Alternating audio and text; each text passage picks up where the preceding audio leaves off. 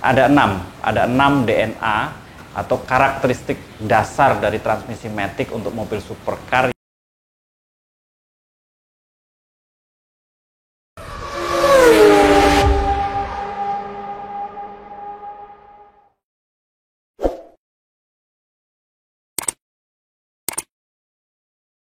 Halo Sobat Auto Hermas, jumpa lagi dengan saya Hermas Effendi Prabowo di channel YouTube Auto Hermas. Kemarin kita sudah banyak bahas tentang transmisi matic pada mobil penumpang, terutama untuk transmisi konvensional dan CVT.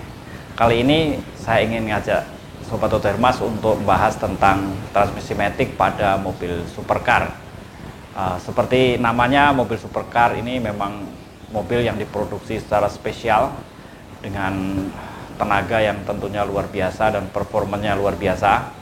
Umumnya mobil supercar ini torsinya di atas rata-rata mobil sport, bahkan bisa di atas 600 Nm, dan horsepowernya ada yang di atas 1000, dengan konfigurasi mesin ada yang V8, V12, twin turbo, bahkan ada yang W16. Nah, dengan konfigurasi mesin yang luar biasa ini, tentu mobil sport menghasilkan tenaga yang luar biasa dan kecepatan yang juga luar biasa. Karena itu, untuk mendukung kinerja mesin yang luar biasa itu dibutuhkan transmisi yang luar biasa juga. Karena percuma produsen mobil sport seperti Ferrari, Bugatti, Lamborghini, Aston Martin, McLaren maupun Mercedes AMG dan produsen mobil sport lainnya, mereka memproduksi mobil dengan kinerja mesin yang luar biasa tanpa didukung oleh transmisi matic yang kinerjanya bagus juga akan percuma, karena torsi dan horsepower tidak akan tersalur sempurna sampai ke roda, sehingga akan timbul slip, dan ya itu percuma aja.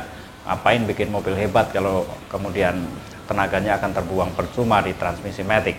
Karena itu mobil supercar ya harus didukung oleh transmisi matic yang super juga. Nah, kali ini saya ingin membahas tentang transmisi matic itu, ya, terutama kita fokus pada DNA transmisi matic untuk mobil supercar.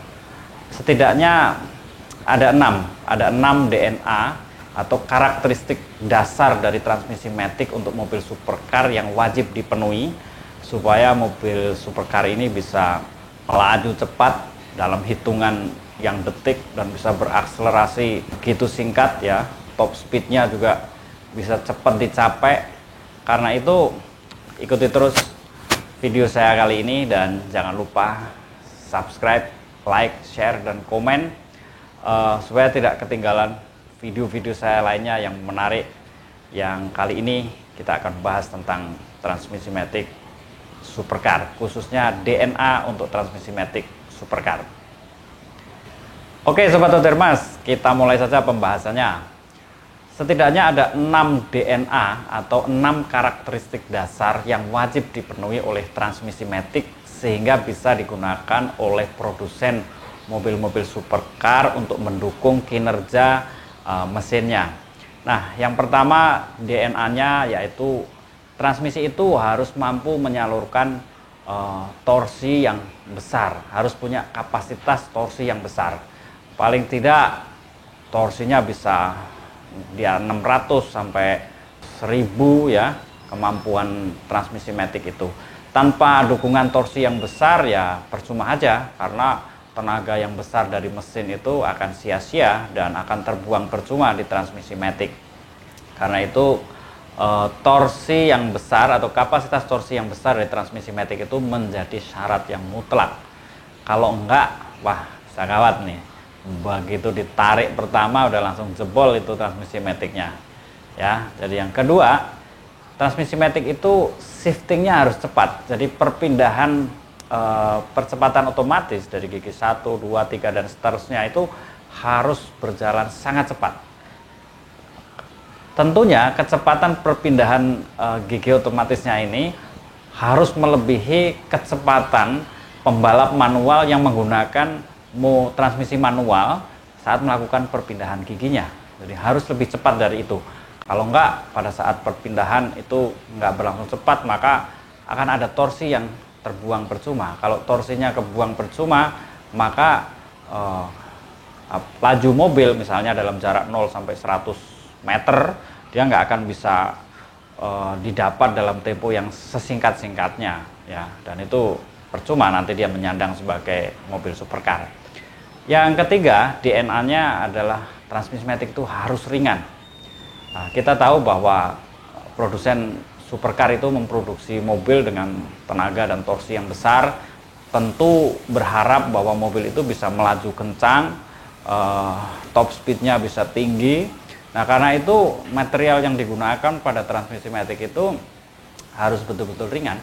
Kalau berat, dia akan membebani daripada engine, ya, atau menambah bobot dari mobil itu, dan ini tidak menguntungkan untuk mobil itu bisa melesat dengan cepat dan lincah.